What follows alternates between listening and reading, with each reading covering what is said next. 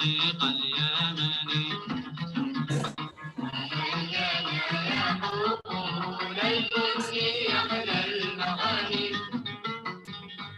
سندوس أخضر مطرد بالعقيق اليمني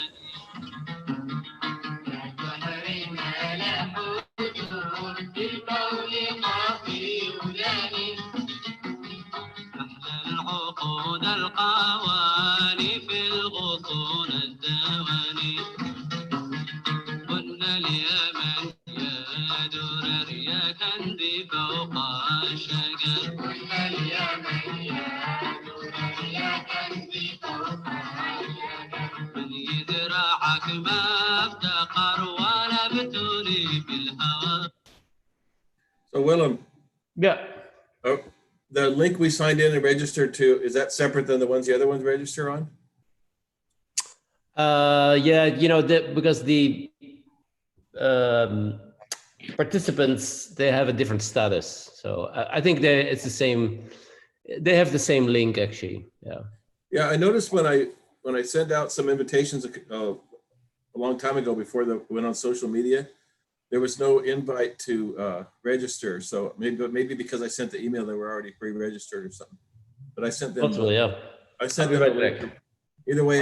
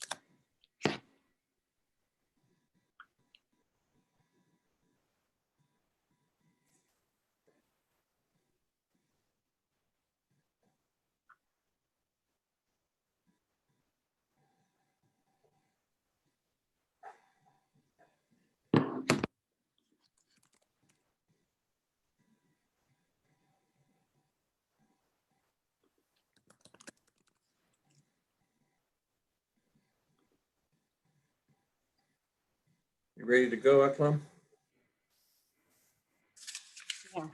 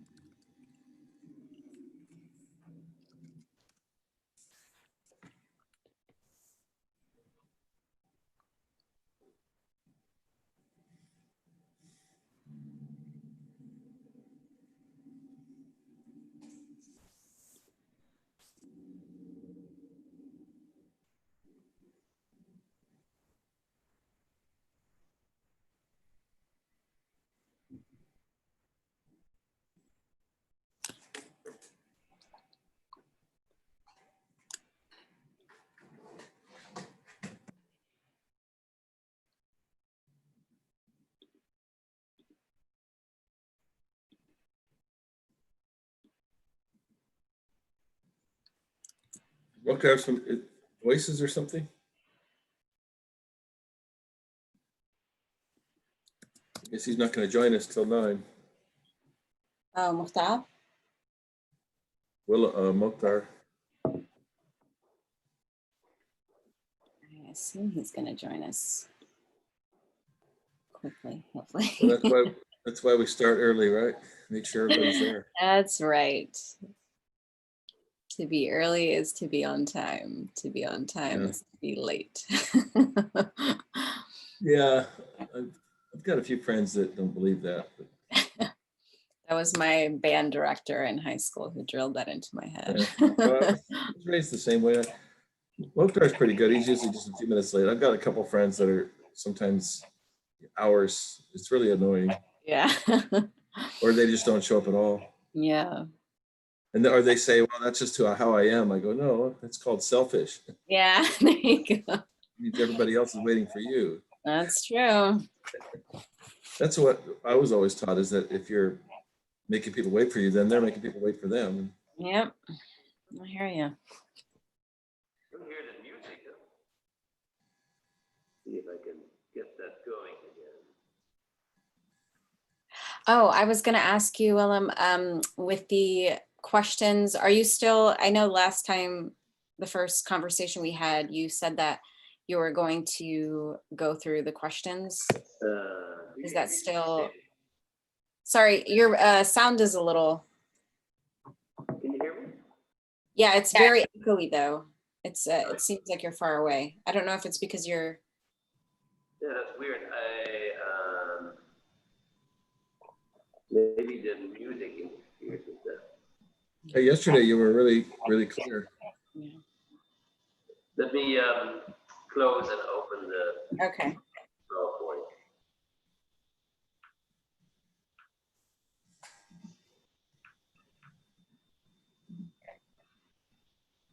How about now? Can you hear me now?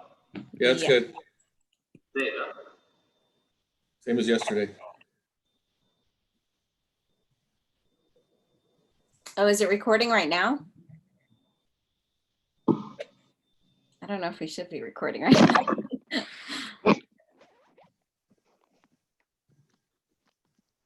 Shouldn't be. I don't see a reason to. It says recording in the top left. Okay, now it's good, right? Yeah. Okay. So Mokhtar's sending stuff right now on WhatsApp. Sorry? I see Mokhtar sending slides over now. Yeah, that's a little bit late. There's 3 on WhatsApp he sent over as attachments, but there was 2 from yesterday, right? And there's just, or these 3 additional ones. Oh yeah, I see. Willem, I'm not sure if you noticed, but there is a recording. It says it's recording. Yeah. And it's live on YouTube. Okay, just one. I know. Yeah. We can't talk about Mokhtar.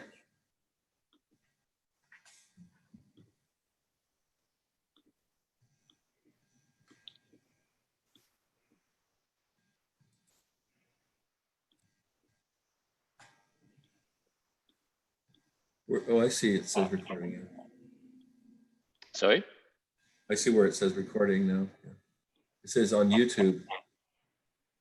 It is because we are already live streaming on YouTube. Yeah. Yeah. Okay. So give me a second. I'm just putting these slides into the PowerPoint. So if somebody goes to YouTube and looks this up, they're going to see this whole introductory part. Yeah. So you have to make sure that you behave from the moment that you sit in front of your screen. No funny stuff. Just Yeah. say something important. So they. We are being watched already. That's kind of too bad. If I wanted to look up a YouTube, I'd have to spend a half hour going through this. You know, it's being recorded, so we can look at it later on. It's a good thing to have because helps you see what you're doing right and wrong in something like this. Mm-hmm. I'm glad you've had some experience with this. There's a lot of little things to think about. Yeah, there is. The first bigger webinar I did was quite a learning experience, I must say. You learn from your mistakes, right? Try to. Yeah.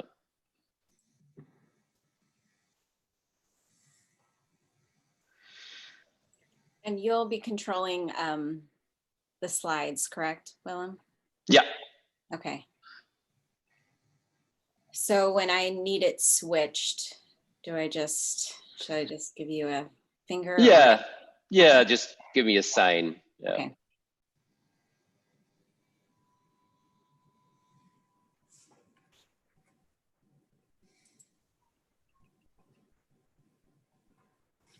I'm just going to run really quickly and grab something. I will be right back. Sure. Yeah.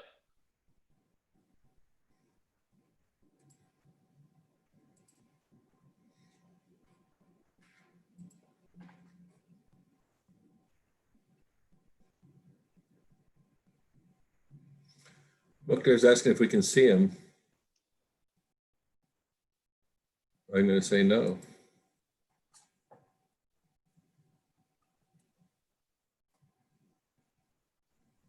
No, why we can't. Is he using the right? I don't know. He typed it in this chat. Under chat, it says, "Can you see me?" And I wrote no. Can you guys hear and see me from Mokhtar to all parties? So it's got to be on the right link, right?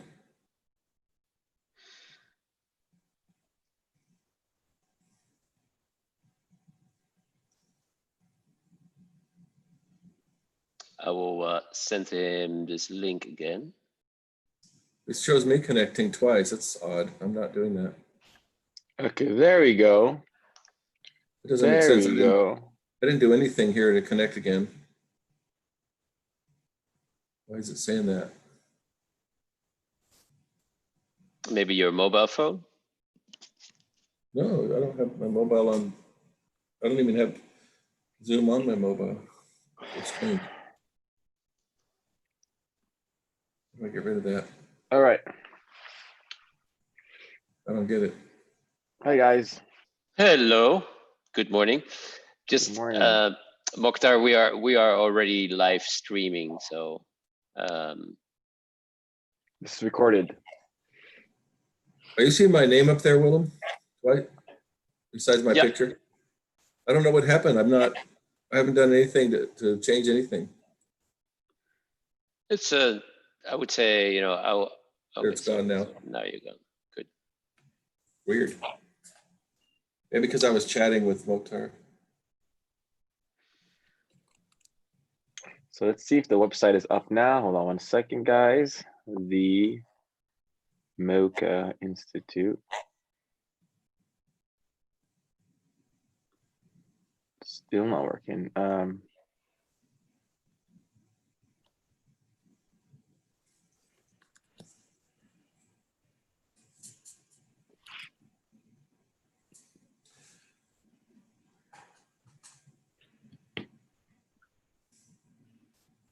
I see somebody connecting. David, someone is connecting under the name David Roach, and I've never seen this person before. Weird. That's very It interesting. doesn't say, yeah, it does say my name, doesn't it? Oh, is it Strange. because you shared the link? Maybe when I shared the link on an email before. Yeah, that's what happened. That probably explains why I showed up as Mukhtar for the first There's going to session. be quite a few that show up like that because I sent quite a few emails out before I sent the registration. Interesting. Yeah. Hope that doesn't happen. So all those people are going to show up and we're going to be, we're just going to be off to the side, or how's that work? Yeah, you have to control and look at that from your end. I don't know what kind of computer you have, but you know, you can see, you can set the attendees in gallery mode. No, I and know then you that. can- yeah. I'm not asking that. I'm Oh, asking, okay. are we going to be as panelists set out, or we're going to just be one of the crowd? No, we are panelists, so that gives us a different status, yeah, in the meeting. Was that your question? Yeah, that's why I'm concerned about those links I sent out. I have a feeling I screwed up with about 15 people. So Okay. I did write everybody back this morning saying register first, so that hopefully that'll help. Because when I got that initial one from you, I just forwarded that. Yeah. I didn't know that. I think I jumped the gun.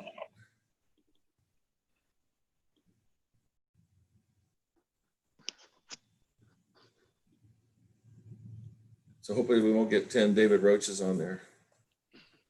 That would be funny, yeah. Yeah, it would be interesting to see how it works. Yep. Did everyone get the PDF that I sent you? Because that's Yep. the latest version of the Yep. PowerPoint. Good. I answered you. It was just a spelling thing on Mocha, but it's no big deal. Yeah, I looked it up, and it's actually the spelling that I'm using is also used online, actually. Well, that's not what we used in Maui, though. Yeah, but that's Doesn't matter. different. What's being used in Maui is not necessarily the same as the official Well, it spelling. is. It actually is, because it's a variety that went from Yemen to Brazil, and that's how it was labeled for 100 years. So. You know, I specifically looked this up yesterday using various online resources. Yeah, it's confusing, but it's never. I mean, there's a few places that say it's spelled like that, but that it was easier to use the one that was used in genetic research. Okay. Dr. Carvalho and all those guys. And let's see, I spelled it. It's okay. Nobody's going to really notice. Not You know, just leave it.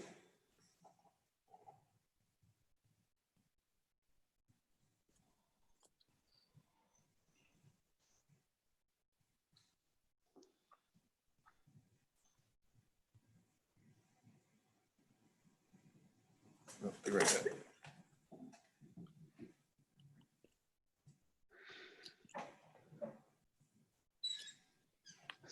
And the latest, the doc that was initially, so everyone is getting, all the you three are each getting 5 to 7 minutes max, correct? yeah, Okay. exactly. And so I think And over how you should feel free to kind of give us a heads up. a nudge, yeah, a heads up, yeah. Maybe, you know, when the person is approaching like 2 minutes before his or her allotted time, then remind him of that. Yeah. Okay. Will do. So you hear the music now, right? Can you hear the music? No. Oh, okay. Yeah, then there is a setting in how to. There's apparently a setting in how to share music, and I need to Let's see if I can find that.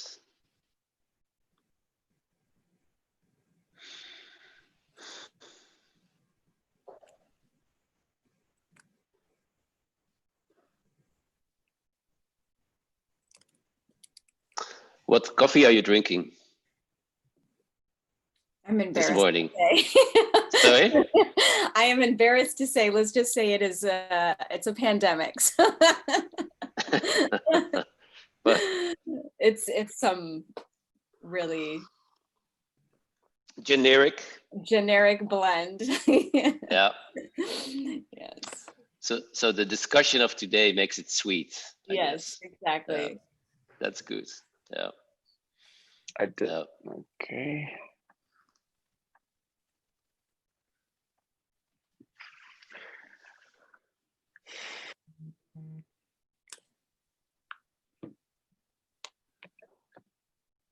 I posted a snapshot of of the screen of all of us, and I said, incredible that we were able to set up this live webinar from various remote regions in Yemen. ...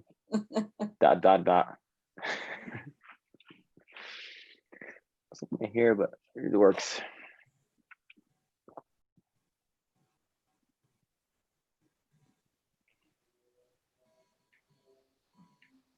So we have 3 more minutes.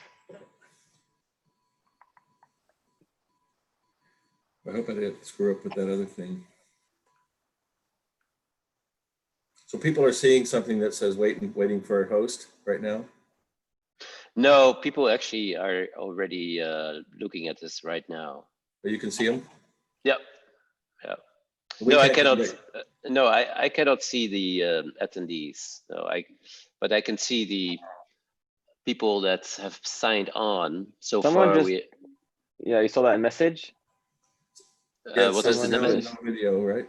No. Someone just sent a message. Maybe it was just only to me. It said, hi, it's sound no right. It's sound no video, right?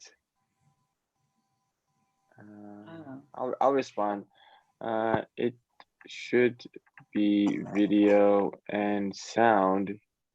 We will begin in 2 minutes.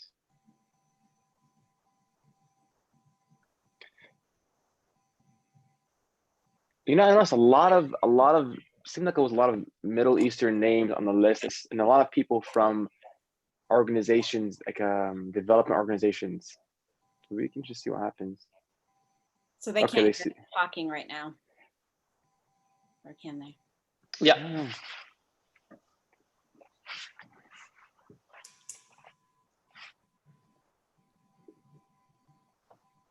So we'll start at 12:02 maybe. What do you think? Yeah. Bill? Okay. Let's start at 2 minutes after. Yeah. If we go a little past 10, it's okay. Oh yeah, I mean, yeah, that's fine. Yeah, not too much, but yeah. I mean, just for the Zoom program. I mean. So Mukhtar, I don't know if you heard, but obviously everyone gets 5 to 7 minutes. So when you're approaching that 2-minute mark before your time's up, I'll give you a Yes, nudge. please do. Yeah. If everyone can just have their chat box open, I think that would be helpful. But otherwise, yeah, that's a good idea. Yeah. Want me to open the chat box? Okay. Yeah, just have it on the side because I'll be sending you. I don't know if it'll show when the slide shows up though. Or maybe have I don't know if it may. Maybe the WhatsApp on the phone will be better. Mukhtar, do you want to add me just temporarily to that WhatsApp group and then you can Yeah. do this? Okay. Add you to that group right now because we're starting very soon. It might be easier for me to just chat on there. Yeah, I think the music is going to be good for us. It's going to help people kind of start and be excited. Okay, add participants. I wasn't able to figure out how to broadcast the music, Mokhtar. So. Oh, no worries. If I give you a YouTube link, will that help? You just put the link on or no? Sorry? Yeah. Never mind. Okay. It shows 32 attendees right now. Yep. What if I give you the link and you just play it on your phone next to the microphone, or play on your phone next to the microphone for the laptop? It's okay. We have 1 more minute, so. All right. Great. Or David, you can sing some of the songs you learned when you were while you were in Yemen. Mokhtar, okay, now I can see you. Your picture is not always up, so. Oh, okay, here we go. Yeah.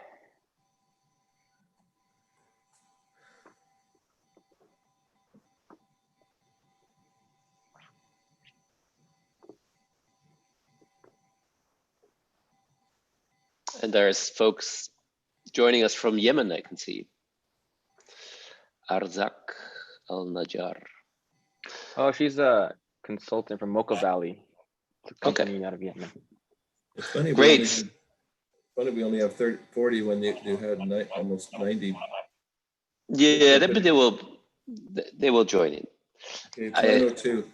Yeah, I recommend that we start. We'll get the show going. So are we live? Hello, everyone. Welcome to Yemen Coffee, the next chapter. My name is Ahlam Saeed, and I'll be serving as your moderator for today's program. Before we begin, just a few housekeeping rules. We've muted everyone, so please stay on mute. If you have questions, you can use the question and answer box. We will do our best to answer those questions during the designated Q&A time. So we will go ahead and begin. You can move on to the next slide. Next slide.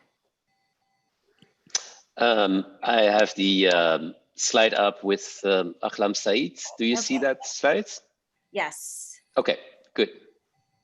So yeah, my name is Ahlam Saeed. I'm a Yemeni American, and today I'll be moderating your discussion, and we can go ahead and move to the next slide.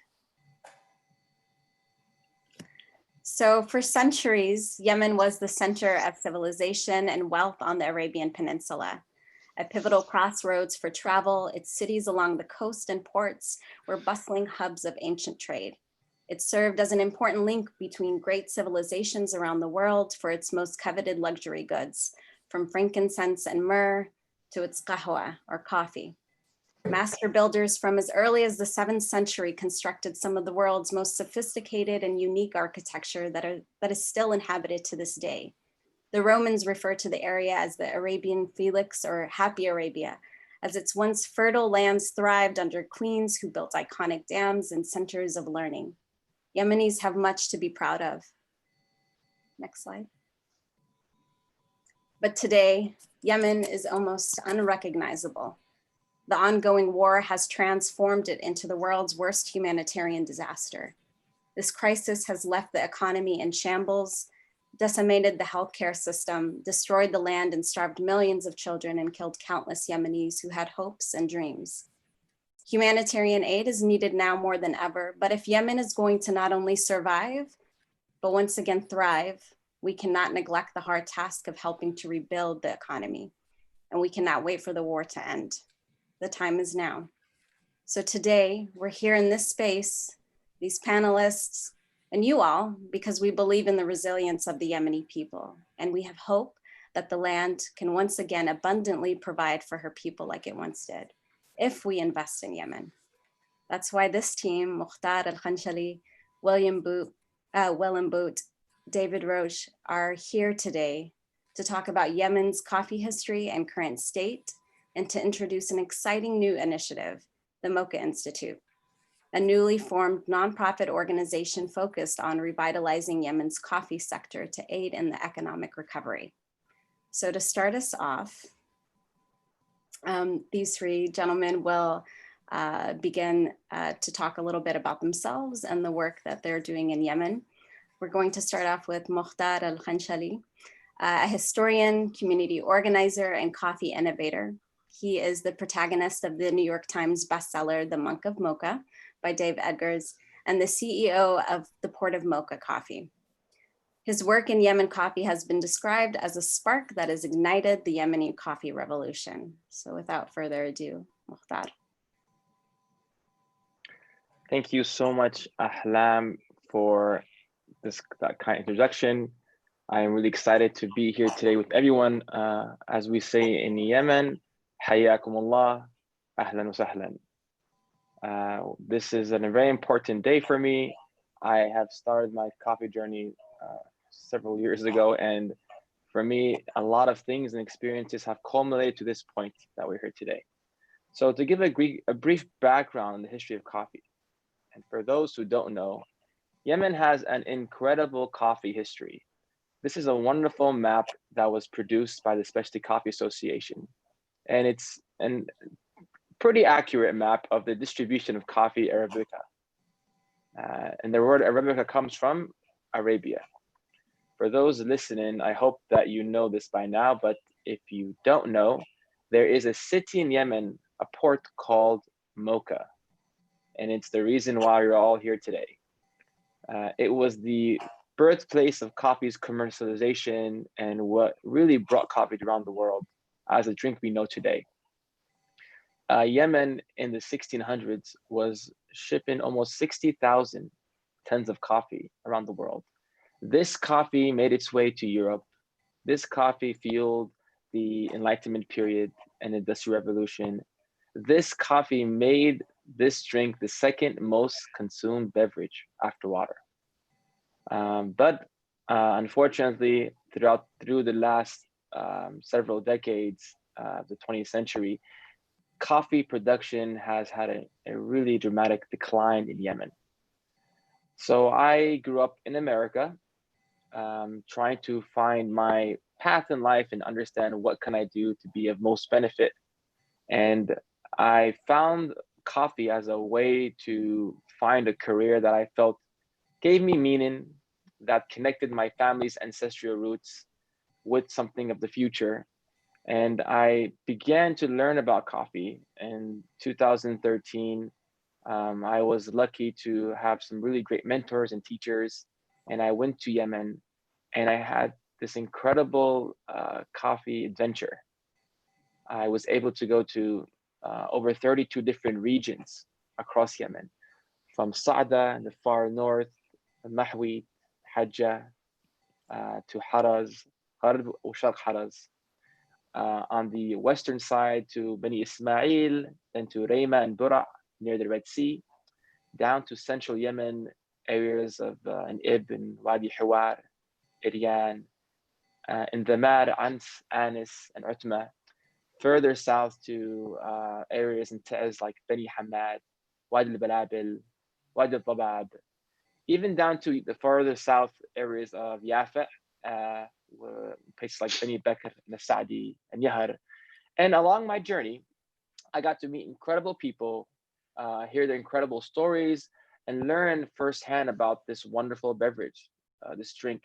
And along that route, I saw a lot of broken things, a lot of inequality, and unfortunately, the quality of coffee was dramatically decreasing. So I started part of Mocha, this company, as a way to connect farmers to these new markets, as a way to help find a way where the old world of Yemen, the ancient techniques and knowledge that we have can be blended with newer models, with newer technologies, things like moisture meters, built in Yemen's first drying beds, and paying farmers a higher price point for better quality. I was able to be successful in my small project. And our coffees have been well established and won many awards throughout the years. My story was told in this book by Dave Eggers, The Monk of Mocha. But unfortunately, my story has a bitter ending, a bittersweet ending, I would say. With this success, it's really, unfortunately, a drop in an ocean of difficulties and despair in Yemen. The war is going into its 6th year. And I get asked every single day, what can we do to help Yemen? As a private company, we're very limited on the things that we can do. I believe free enterprise is a way to really have real sustainable impact. It's not charity. In Yemen's situation now, I urge people to help and to donate to humanitarian causes as much as you can. And there are many organizations that focus on humanitarian causes. But in terms of developing Yemen's economy and developing Yemen's coffee economy, there is no nonprofit dedicated solely to coffee in Yemen. And so this discussion I had with my mentors, Willem Boot and David Roach, who we'll hear from shortly, these two incredible giants who've had huge impacts around the world in coffee, and their names are well known. I had these discussions for almost 2 years, and it culminated to this point right now for us to focus on building a nonprofit that's based in Yemen, out of Yemen, connecting farmers and helping understand what is the situation of farmers like, what can we do to help. And the goal of this this institute, which I'm really excited to announce today, is really to help find a way to rebuild Yemen's economy, help find a way for Yemenis to rebuild their own means of empowerment. And ultimately, we were hoping that the war would be over by now, but unfortunately it hasn't. So it's on us now to say, okay, if this war isn't going to be over, what can we do in the meantime? What kind of projects can we invest in to help ease the suffering and help ease the financial difficulties that Yemenis are facing? And so that's why I'm here today. I'm hoping this is more of a discussion. And so please, if you have questions, put them in the chat box, and we'll keep these talks kind of short so that we can have time to answer your questions. Thank you, Mukhtar. Next, Willem Boot is an internationally renowned coffee expert with more than 25 years of professional coffee experience. He is the founder and trainer at Boot Coffee, one of the world's most sought after coffee educational centers. He's also well known for his coffee development work, often in some of the most remote and difficult places where coffee producers need the most support. So Willem, sorry. Thank you, Aklam. I'm very happy to be here with Mokhtar and with David and with you, Aklam. And as it goes with so many things in life, coincidence is often far sought, I would say, especially where it comes to coffee.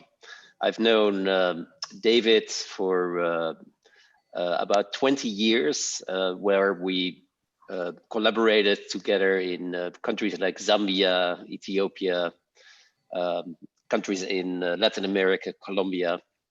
And we've built not only a solid friendship together, but also a very good understanding of what can work in the development of specialty coffee around the world. My personal coffee background, to start there, I'm from the Netherlands, and you're looking at actually a very old manuscript from the 17th century. And this manuscript actually describes the travels of Mr. Edward Heines, an English sailor and merchant to Yemen. And the Dutch, they themselves, my ancestors, they had traveled to Yemen very early on, but obviously the English and the Ottomans, they were visiting Yemen as well because of the search for this black gold, this new black gold. So my Dutch heritage obviously gives me also a background indirectly with coffee because of the trading companies that were the Dutch trading companies that were working with coffee very early on. I started working initially in coffee under the guidance of a very passionate and visionary dad who was working in specialty coffee from a small shop, a roasting shop, half an hour from Amsterdam.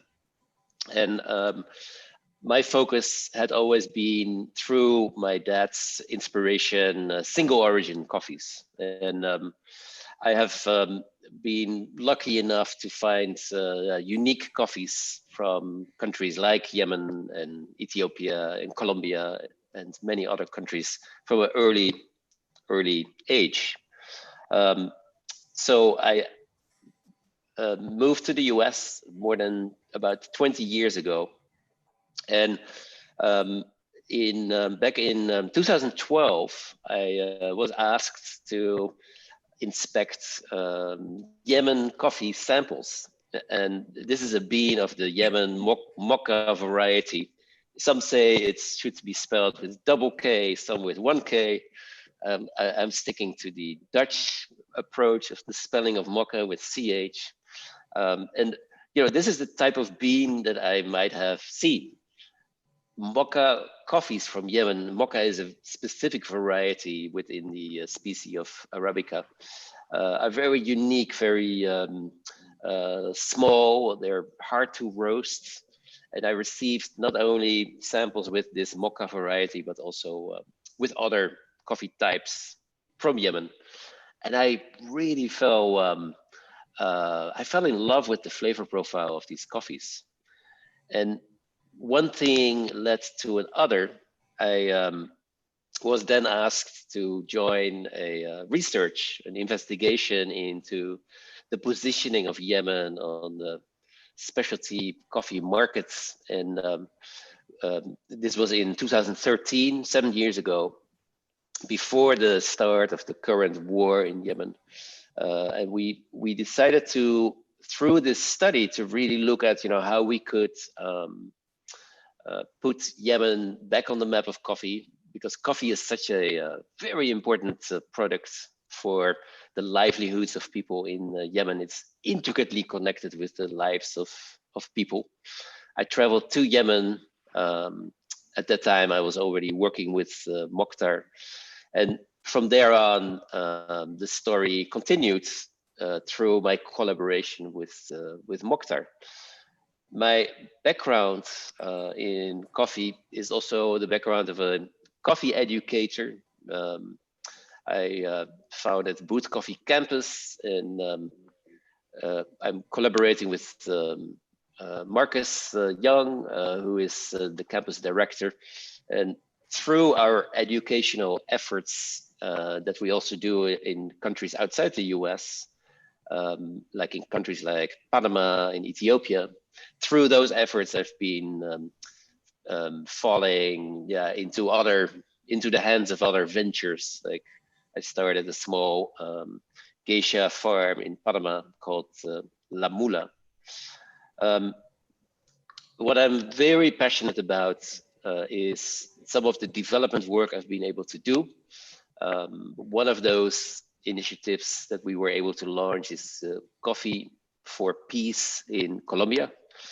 And Colombia, as you might know, has had a long history of violence, of civil wars. And we established this platform and this brand called Coffee for Peace to connect the post-war efforts and the peace efforts actually with the production and with the livelihoods and with the sales and export of specialty coffee. And that's has taken on a very good start. We have about 12,000 farmers that we are collaborating with right now, and soon to be expanded to 25,000 farmers. So with David and Mokhtar, I've set my vision to what we can do in Yemen. Hopefully there will be peace soon, and it is my desire to be able to collaborate with David and with Mokhtar and with all the other professionals that will become part of the Mocha Institute to collaborate in efforts for the rebuilding of Yemen's coffee sector and the rebuilding of the economy linked to coffee. And David will obviously talk more about that specifically. And so, Akhlam, I'm giving the microphone back to you then. Thank you, Willem. David Roach is one of the world's pioneers of specialty coffee. His work spans over 30 coffee origins and has collaborated with the most well-known coffee research centers, always putting farmers first and trying to build a more equitable coffee chain. David. Thanks, and thanks for all the intros and for everybody joining. This is our first webinar, so we're doing our introductions more now. We plan to do some more webinars as we move forward because we realize it's a short amount of time. So you know, my general background is I really wanted to work in international agriculture. I studied for it. I have actually a master's in viticulture, and I was in the Peace Corps in Colombia. So that was my first, exposure to coffee in the 1970s. So at this point, it's like 45 years working in international agriculture. And I worked many years for Lipton Tea Company in Mexico and planted different herbs for celestial seasonings and different spices. Eventually getting a position to help the sugarcane plantations in Hawaii to find alternate crops, and ended up in the West Maui in the mountains above Lahaina, establishing a 500-acre coffee plantation. Through some of the contacts I had when I was with Lipton, there was a big surge in that field in Hawaii at that time, because sugarcane was not looking as profitable. And so we were looking at all kinds of ways to mechanize and crops, and coffee became a big thing. And during that time, we put together a study with using the coffee industry, really luminaries at that time all around the country, to cup coffees for a couple of years from test plots we had around the island. And out of those trials in the early 90s, this mocha variety, which is very small and difficult to roast, was always winning the 1 or 2 top awards of the varieties we had in Hawaii. And since we were not concerned with hand harvesting and we were just looking for the best profile, we chose to put in 100 of the 500 acres of this variety, which was pretty crazy at the time, but it got a lot of attention. And being in Hawaii, we got a lot of people visiting. So what we found was that this variety had a long history, like Willem was referring to. So I spent a lot of time actually with some researchers, Dr. Osgood, many others in Hawaii, reading up all the old literature about coffee and about the mocha variety. And I just got fascinated with with coffee in Yemen. So after 10 years in Hawaii, I ended up eventually becoming the technical director and later the executive director of the Coffee Quality Institute, which I spent 16 years at. And just last year, July, moved on to do new things. And so I think Willem actually took this picture. We were in Zambia a lot. I've traveled to over 30 countries. We worked in 70 international projects, a lot of them with USAID's help. And I went to Yemen in 2006 for 3 weeks and did a relatively extensive write-up about the state of coffee in Yemen. That's actually something I could send out if anybody had interest in. The publication that actually Mokhtar used in his early days. And then I went back in 2010. This was in 2006, this photo up in the Haraz region.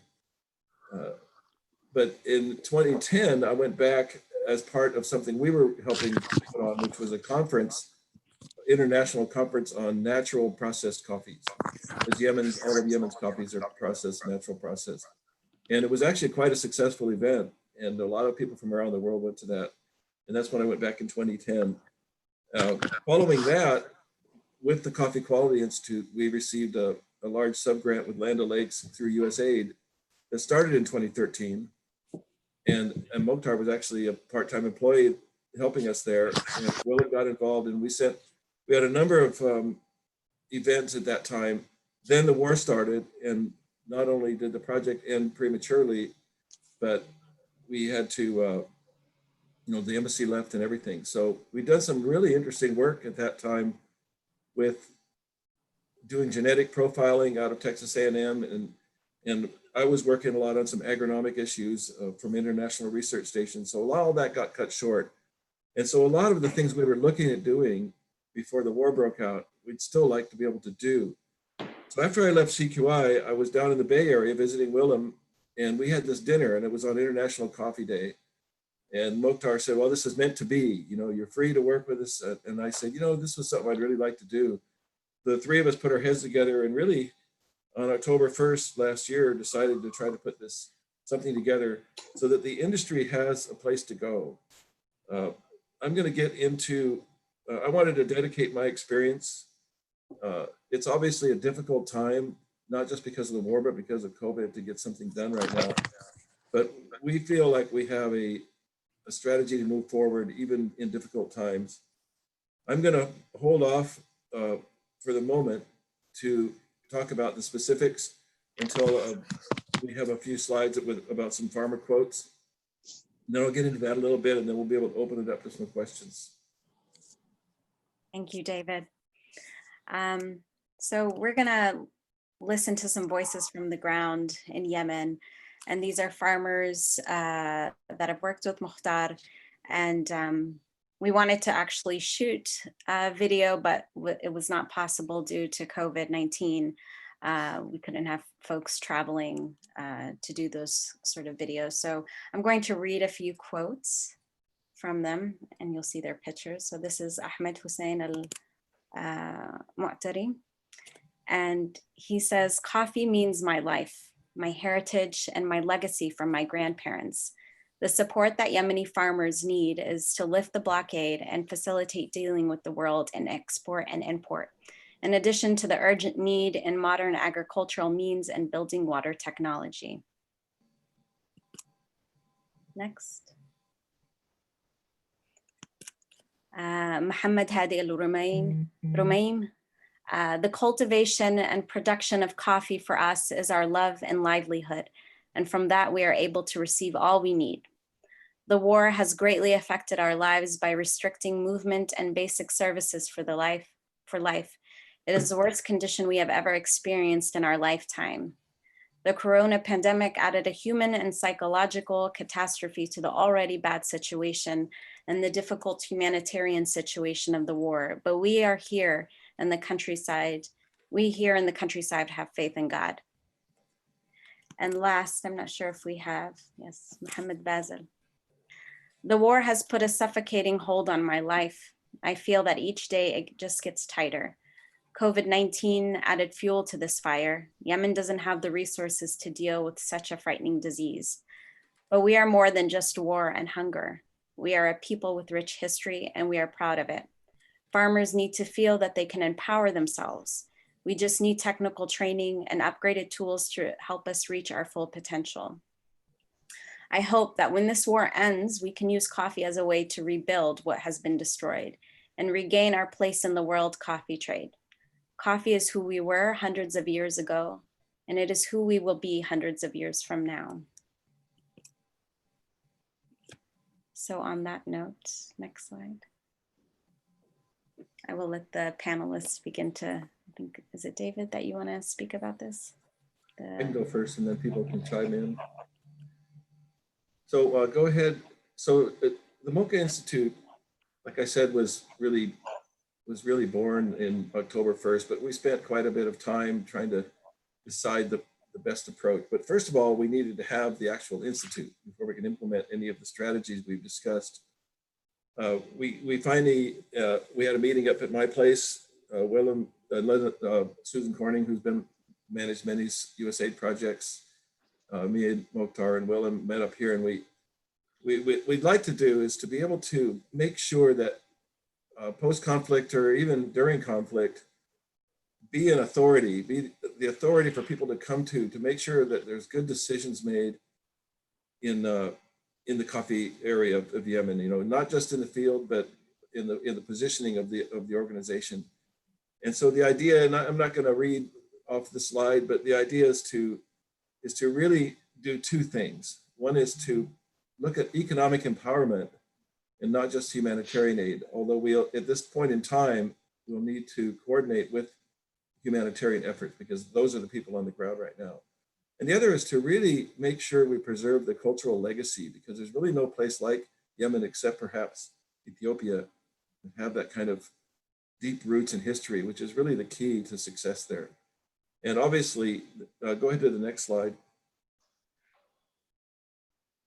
You know, obviously, there's a lot of other things that need to be addressed in Yemen besides coffee. And so we want to make sure that we are part of any overarching strategy that takes place as people move to revitalize Yemen in general. Post-conflict, Willem has some brilliant ideas on that. based on his Columbia experience, but it's a different kind of conflict. There's a lot of areas of production that can be addressed. I'll just give one example. I was working on a program out of Egypt to bring in seeds from leguminous crops that we could get them, to the farmers so they could put them in the terraces and provide better nutrients and organic matter to the soils. The other, simultaneously making sure that the people in the market understand the product they're getting. And we can do that through auctions. We can do it through just good, solid information. And also to make sure that there's good institutional, when I was working there with Land O'Lakes in even before in 2006, there was some pretty good efforts to unite the industry within Yemen, including the university, Sana'a University, and some of the exporters together. So we want to be, it's very inclusive. It's not just about, farmers that are known through the company that Mokhtar runs, which is called the Port of Mocha. So there's a commercial aspect to this too that will eventually be looked at. And at this point in time, I think I'll let Willem and Mokhtar talk a little bit about some of our strategic goals, and then we can answer questions, and it might be easier that way. And also there are some documents we can send out after this call regarding the specifics. Great, yeah. Thank you, David. I just have a question. Maybe Akhlam, if you could maybe look at the Q&A that are coming in, because since I'm controlling the switches of the presentation, I see that I cannot open the Q&A box. Thank you. And so, I think if I provide some perspectives on this initiative of the Mocha Institute for Yemen, the first question that comes to mind is, of course, why Yemen? Why not some other country? Because there are many other coffee growing countries that require some form of attention. And I think, from my perspective is, and I think Mokhtar agrees, Yemen is so intricately connected with the history of coffee, since it's the first country where the cultivation of coffee started at a commercial scale hundreds of years ago. So that gives it, that justifies ensuring that we have to preserve and revitalize that legacy, I guess. From a quality perspective, I would say Yemen is so interesting because of the gene pool. So the pool of genetic coffee material in Yemen is very unique. It has probably not significantly changed since coffee was first brought into Yemen through clergymen that took the seeds from Ethiopia. And so that's the second aspect. And then the third aspect is, of course, Yemen's position in the world. It's the connection between its society, history, culture, and then the beverage of coffee makes it, into one of the most fascinating places to work, in my opinion. I must say, coffee is a very democratic product, right? Coffee is often used to settle conflicts rather than to make these conflicts worse. In the case of Yemen, and I noticed from the history that from the research that I did in 2013 with this study for the CQI, for the Coffee Quality Institute, we did a lot of research on what is the population of coffee farmers in Yemen, and to what income categories do they belong. And although the traders, the exporters are traditionally the wealthier people, the producers in Yemen, like in so many other coffee countries, are smallholder producers. So coffee cultivation is by itself, coffee production is it's a democratic process because there's so many people involved.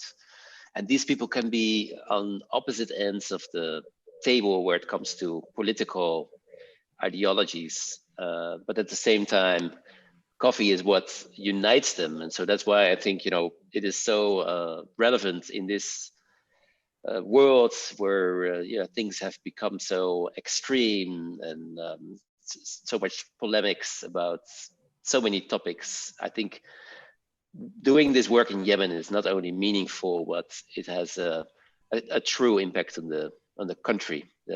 So that's a little bit my own motivation why Yemen. Mokhtar, how do you see that apart from your personal legacy?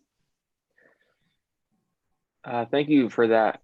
I was really inspired by the country of Rwanda and how after that, just the horrible genocide that occurred there, and then the people that died, and I was inspired to see how coffee was used to really rebuild the country's economy, and in many ways, it's the backbone of the Rwandan economy.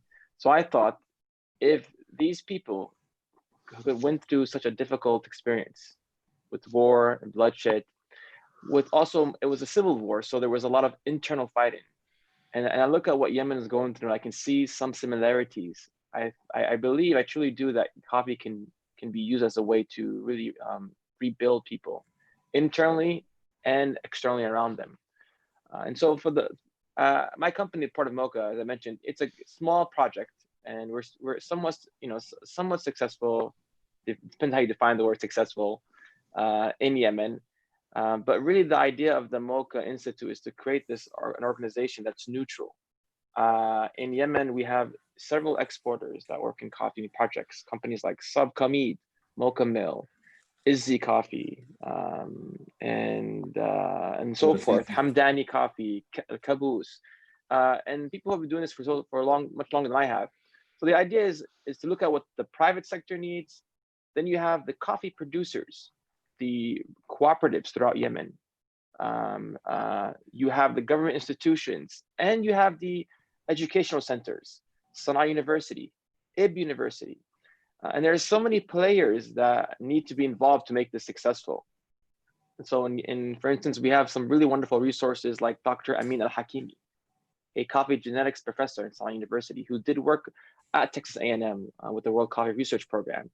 And so it's been really wonderful seeing the last 2 years in particular, this kind of renaissance or revolution in coffee. Hundreds of thousands of coffee trees have been planted, maybe 1 million trees. And so our goal is to make sure these trees, where are they being planted? What type of cultivars are being planted? I know that some of these nurseries, one of the nurseries, which the largest one in Yemen, the cultivars that they choose they have genetic defects. They're planted in a way that stunts the growth. And so you get people who are giving away these trees and they're trying to do something positive, but unfortunately they don't know which cultivars they should plant. Also, many donors who want to give money to work in coffee in Yemen, they don't know who to fund. And we want to make sure that wherever the money comes from, that it's the funding, it's being implemented in a way that really will have a real impact on Yemen. And so part of this is making sure we have different players in Yemen being a part of this effort. This is an institution we're trying to build with the Port of Mocha. And I see some of the questions that come up here, and just to look at one of them here, for instance, how do you work in a country in the middle of war? So David, he'll be able to explain more detail about kind of our vision with this, but there are some things that we can't do because of the war, but there are things that we can definitely do. We can assess the situation by developing surveys and focus groups. We can have training programs in and outside of Yemen. We've done this in the past. I've worked with another wonderful organization, SMEPS in Sana'a, which they were able to take farmers out of Yemen into Ethiopia to be trained. And so, yeah, being based between Yemen and the US, it's the way to us to move forward. And we also are actively interviewing people for different roles in this institute in Yemen and here. But overall, this is kind of my vision for this institute, was to be able to do macro impact in Yemen. And the only way that's going to happen is through an institution that's a nonprofit, that's more of an umbrella organization to support and strengthen the private sector in Yemen, the farmer sector in Yemen, educational, and hopefully governmental sector. Great. And yeah, David and I, as I mentioned before, we have worked together a lot in very challenging places. Colombia is one of them. And I think I'm very excited to be able to contribute in the work that we will be doing with the MOCA Institute, with my experience working in Colombia. I think, you know, what is really essential is in places in a country like Yemen, it's very important to come to the task with a team that is not only well versed where it comes to coffee, so that has an intricate understanding of coffee, but also a team that can understand very well the economic dynamics of developing coffee. And David, what is your perspective on that? And let me know if I should go to the next slide where we talk a bit more about our the key activities that we envision. Yeah, why don't you do that? Why don't you do that? But I'm also reading the questions, and I can't answer all. But I think maybe it would be good to allow Ahlam to moderate the questions so that we maybe first discuss the key activities that we envision, and then we maybe get through the moderation of Ahlam to the questions. that makes sense. Well, some of the big question that came up on a couple of the questions, which is that how do we work there now? Well, not only did we have already a problem existing before COVID, now it's even worse because nobody can travel anywhere. But there is a number of things that we've laid out for the first couple of years that would require minimal travel for people like us, but could utilize the resources on the ground there already, including the university producers that we're in touch with, and some of the exporters, and also some of the humanitarian groups that are already there can implement some of the initial programs. Before COVID, we were going to do some training programs outside of, but I won't get into too much into that. Then when I say coffee research, it's more about how do we fit with the water issues? How do we fit with the other bigger overarching issues that are going to take place post-conflict? So mainly what we're looking at is being set up to be positioned and be prepared and start some activities for when things really get going in the future, when there really is post-conflict, when people really can travel. And about half of the things we've looked at don't require extensive travel yet on our part, because we just have to get the work done and make sure we're organized and prepared to get the work done there. So even some of the work that can be done with existing organizations like Cup of Excellence, and we can get data on denomination of origin, we can do the research in that area. Market development, same thing. There is coffee being exported now. It's not as easy as before. It's inconsistent, except for a few people that really know what they're doing. And the problem is in country, we just have to get a better handle on what region really has what production now. There's some good information that we have, that Mokhtar has, but that needs to be further studied. And David, I just want to, sorry to interrupt, but I think knowing that with the war going on and COVID, it would be very hard for foreigners to visit Yemen right now. But I just want to mention is that now, especially since the restrictions of COVID, I'm amazed how smart organizations have become in being able to get results done without actually physically having to go there. One great example is Cup of Excellence that just pulled off a record-breaking Cup of Excellence auction in Ethiopia. And they did not have a major international panel there. They had to cut short their national selection. They did not have any gatherings of some sort, but it was all done using COVID allowable protocols, and that was really great. And I think we in our work in Colombia, where we before COVID already had been dealing with a lot of restrictions related to violence in the areas where we work.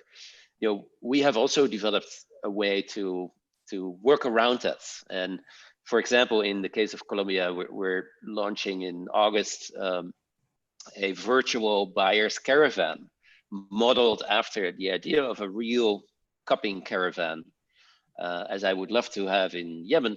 But we are now doing this virtually, where buyers will have an experience as if they're still visiting the country. And so, David, don't you think that we, with all this information or all this experience that we have within our group and in our networks, that we can do probably pretty amazing things through all these virtual types of initiatives? Yeah, the virtual will help. I mean, we have to, we're at the very beginnings of the establishment of the Institute. We need to have our board of directors put together and all the things that need to happen, and we're getting there, but it takes time and some funding. In order to do the things we're talking about, we need to include experts that we know throughout the industry to help us collectively put together a decent strategy. And I think people have gotten better and better. It's been amazing to me how much coffee has been able to be even exported out of there, considering the situation.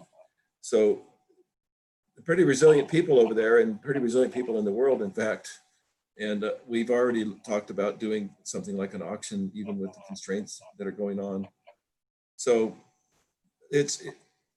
we can provide more details of the kinds of work that can be done without international travel right now. But eventually it'll have to happen, in a few years. A lot of it depends on the war, and a lot of it depends on COVID, but there are tools to getting information. For example, I could work with ICARDA on the development of the leguminous seeds, and I could work with, on some other aspects of agronomics with scientists to be prepared. And even the university there might be able to import some things without us actually going there. Just examples. I think agronomically, Willem thinks marketing, which is great, and Mokhtar knows what's going on as much as possible these days in the current situation. Shall we go to Q&A? Yeah, I see a lot of questions. Some of them we answered, but there's some pretty good ones in there. So we will start off with, we have a question about the Institute. Will the Institute be labeling or certifying specialty coffee before export? And also, key activities is focused on origin and very focused. How about the market side? How to promote the specialty Yemeni coffee in general? Let's start off with those, and then we'll go on to the others. Mokhtar, you want to first take a shot at that? Sure. So one of the goals, as we mentioned, there's kind of two paths for the Mocha Institute. There's one which is to assess the situation in Yemen. Obviously, the work that Willem has done and David in the last 2013 report on Yemen, and David's previous reports, 2005 and 6, they were at a certain reality for Yemen. Now it's important to understand what is the situation like now for exporters, for farmers, for people in Yemen. The other part is there are definitely some things we can do now to support Yemen's coffee economy. Small projects like building solar-powered water pumps, establishing nurseries to distribute coffee seedlings, giving away coffee educational pamphlets, and training trainers to do workshops. One of the things I do want to establish in the capital is a base to be able to do these kinds of projects, which one of the biggest issues, if you know Yemen coffee, you know there's a huge issue with traceability. It's something that unfortunately it's really hurt and damaged the image of Yemen coffee, and a huge percentage of Yemeni coffee that is being sold. There's a lack of traceability, and there's even unfortunately many times other origins that are mixed and rebranded as Yemen coffee. So it's definitely, I really want to thank the person who asked that question. It's definitely one of the things we want to focus on is eventually establishing a way to certify a Yemeni coffee. And for that, you need to have an institute that's neutral to do this. And one of the things we mentioned here is the denomination of origin, which we definitely, we see Yemeni mocha, Arabian mocha, these names, and there's no protection of Yemen's kind of coffee sovereignty. So we definitely want to work with people who have done this and who are interested in supporting this. And I think the question about the certification came up because, as we found out in 2013 and before that already, it's common knowledge among coffee professionals that some of Yemen's exports are actually origin from Ethiopia. So they're imported from Ethiopia into Yemen and exported as Yemen coffee. Let's go to the next question, maybe.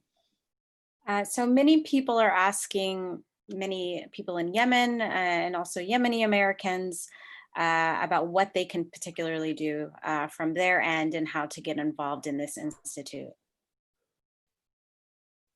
David, you want to take that question? Well, that was one of the purposes of this webinar, was to get people involved. So we will provide ways to contact us and emails, and we'll be following up with you. And, you know, obviously, launching the Mocha Institute, which is, by the way, is a not-for-profit organization. It was one of our goals is obviously to expand our discussions with donors, you know, like USAID, donors in the EU, in individual countries, European countries that have taken interest in Yemen. And obviously, we want to connect on a personal level, also with individuals or with companies that want to contribute. And as long as you make yourself heard so that we can find you, so we have your email address, we can update you on how we would like to see involvement by those that are willing to be involved. We have a question about water management practices in Yemen that the farmers use. Kind of nitty gritty, but someone want to take that? Yeah, one of the I'll never forget this experience. I was in Bura, which is in the province of Hodeidah in the far western region of Yemen, and it's incredibly steep hills and mountains. And I remember seeing women having to go down. I mean, it's one of the most difficult hikes that I've personally been on. And they have to get these. What they do is they wrap their waist with these kind of cloths to help their back straight, and they take these giant gallons of water, and they have to do this to bring water up to their village. And so unfortunately, Yemen, there's limited water technologies. Many people have rain catchers. Most farmers rely on rainwater or aquifers, spring water. And it's an issue. Yemeni coffee, I remember one of my friends, Craig Holt from Atlas Coffee Imports, he says that in the off season, the trees are they're dead because of the lack of rain. But once the rain comes, they kind of come back to life like a phoenix. And so, yeah, the ways that people use or irrigate water, they're very ancient ways, and many of them are pretty incredible and really impressive. But I think that farmers definitely need one of the biggest issues that they need help in different technologies to help them be more resourceful and efficient with their water. Yeah, and water is a complex topic in Yemen, and it's something that we as an institute will have to work side by side with organizations that are really focused just on water. And it has to do with, it's not always about irrigation, and it varies from region to region. You can see Willem's picture, it's all dry. You can see the one behind me, it's all green. Well, those are two different regions, probably different times a year too. But what I've seen there is that there's a real lack of integrating organic matter into the terraces, and they're just dry, hard dirt. And they're like that for like 100 years. So when it's dry, it really affects it. So there's a lot of just husbandry that can be addressed. It's difficult to find irrigation. I did see some places that have irrigation, but it's minimal, and they capture it only at certain times of the year. So I doubt any large scale water projects would make a difference because it's so rugged and high altitude. But it's a great question, and it's everything we do has to be integrated with water availability. And the other thing tied to that, if you were to take the three things in order of problems and obstacles, the number one is water. Number two is the cat production. If most people are, and the cat itself takes way more water than coffee does. So if you can convert from cat back to coffee, that would save quite a bit of water, underground water. And lastly, just production itself, with pruning systems, things like that. I don't want to get too much into details, but obviously water is more than just about the availability of water. We have a question. I think you've touched on this in different points, but maybe going into it a little bit more is how exactly is the coffee trade currently flowing from Yemen these days? How much, from where, which countries are buying these days? So that's my question. As Willem mentioned earlier, people are very resourceful, and the necessity is the mother of all inventions, as we say. So in Yemen, most of Yemen's coffee is produced in the northern regions of Yemen. There are 15 provinces that produce coffee, and they're all in the north except for Yafa, I believe, in the south. And so what happens in Yemen is that you have a supply chain, a value chain that goes from farmers to local collectors in the villages, and then from the villages to the districts, from the districts to the provinces usually. And so you have a few big locations like Bajil is a city near the Red Sea, which is a big coffee hub, and then Sana'a is the biggest coffee hub after that. And so what ends up happening is Saudi Arabia actually they buy most of Yemen's coffee. I would say probably upwards of 60%, if not more, of Yemen's coffee goes to Saudi Arabia and the GCC, the Gulf countries, through there, maybe up to 70%. I believe that was the number that the reports mentioned. A good amount, I think 17%, around 15 to 17% goes to Japan. So you have a wide array from there. And then the rest, a lot of it goes to, after that, the US. But majority of the coffee goes to those countries locally, and it makes sense because there's a huge demand for Yemeni coffee in the regions and the close geographic location. So for most exporters who are exporting internationally, they rely on shipping through land from Yemen, like we do, into countries like Saudi Arabia or Oman, and from there you distribute it. Either airship it out of that way. Also, fortunately for Yemen, Yemen is strategically located in the Red Sea. The Bab el-Mandeb Strait is one of the most trafficked ocean ways in the world because of the trade that comes from the Suez Canal through there. And so there are, I think bi-weekly or twice a week, there are shipments that can be shipped out of the port of Aden. So for us, our larger shipments go all through ocean freight. And from Aden, it goes through Jeddah, through Singapore, to Los Angeles. And so we're very lucky in Yemen that we have that port. And we used to have the port of Hodeidah, which unfortunately right now is very difficult to ship out of. So one of the biggest issues that Yemeni farmers and the Yemeni economy faces is just the constraint of not being able to, lack of movement from people and from our products. I think we probably have time for maybe one or two more questions, right? And then we'll wrap up. So it says, Kurt asks, the key activities listed seem pretty general. It sounds like you are working on a 2020 strategy. Will that be available soon? What specific roles and activities will the Institute focus on if that is already known? Maybe I'll take the first part of the answer, and then I'll pass the ball to David.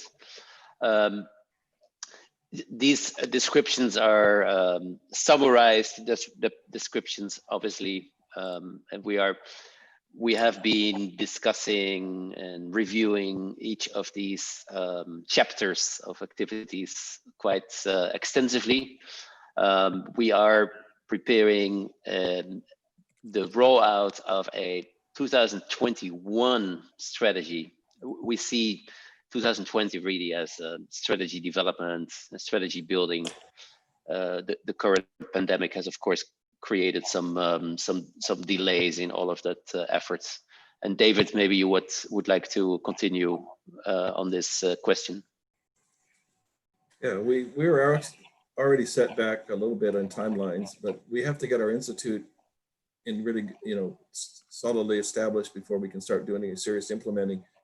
But we do have a 2-year strategy that was meant to start really in the end of this year, early next year. That it's more general than you'd like for a grant proposal, but way more specific than that slide you're looking at.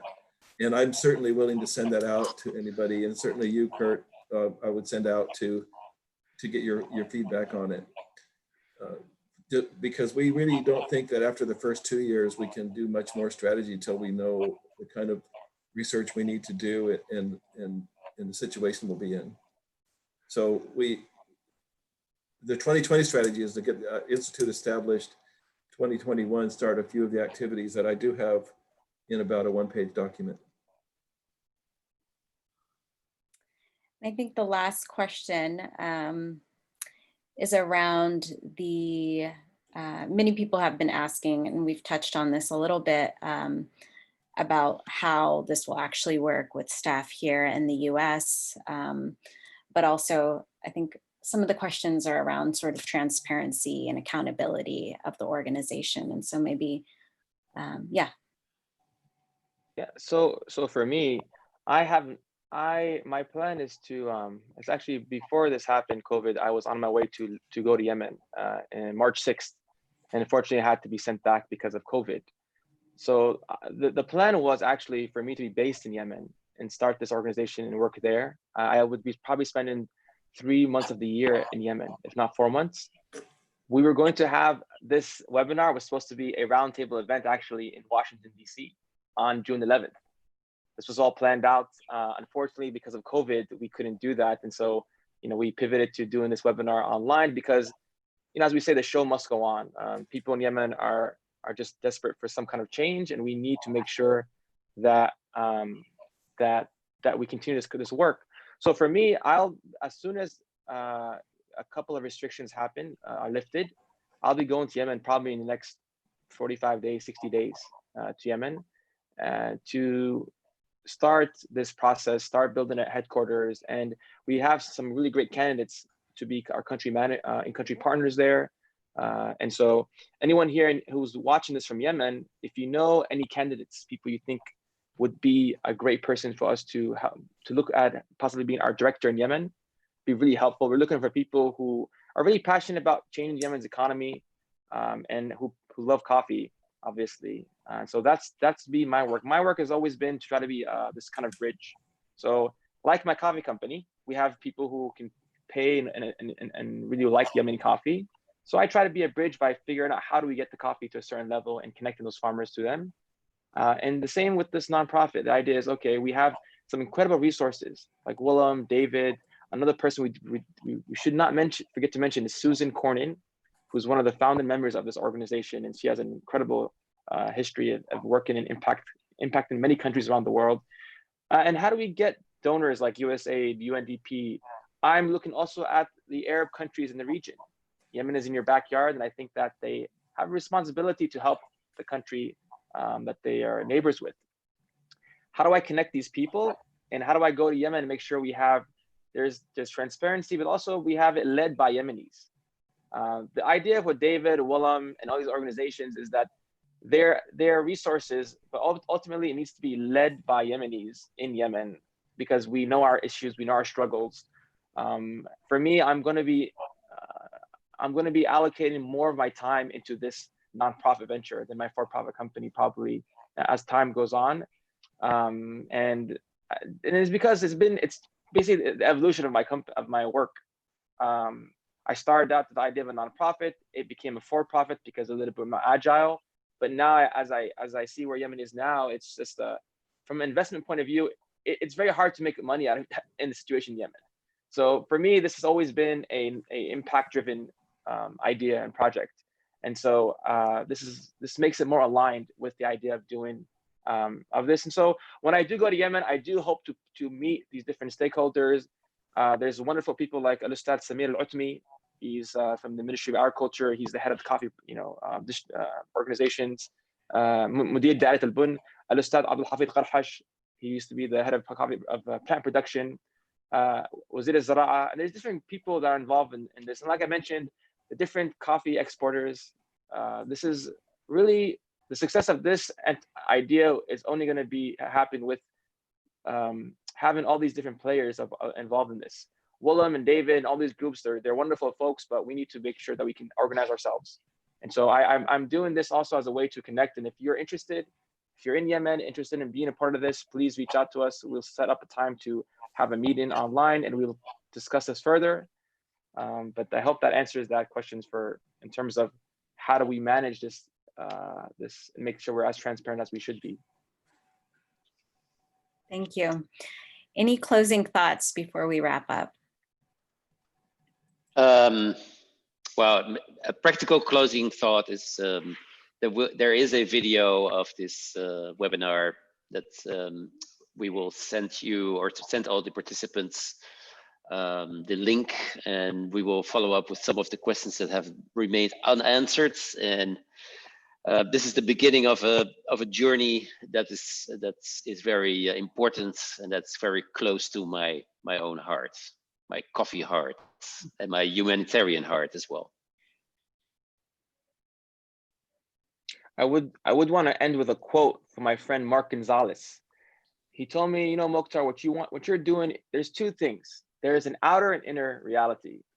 He said, in the outer reality, you're helping people, you know, have more livelihood, make more money, and have a more dignified life. But inner wise, you are helping a country regain its self-confidence. You want these people in Yemen to look at themselves in the mirror and be proud of who they are and what they produce. And so with that regards, we want this institute to be, you know, a way for Yemenis to empower themselves and uplift themselves. And I think in the future, you know, I think coffee is a great way for trade. Humans, we interact through war or through trade. I think trade is a much more incredible way. And so for us, we are trying to build the next future of coffee trade in Yemen. And I really hope that anyone listening, whether you are a donor, whether you are a Yemeni farmer, whether you are an educator, if there's anything you want to do to help this, please reach out to us and allow us the opportunity to work with you.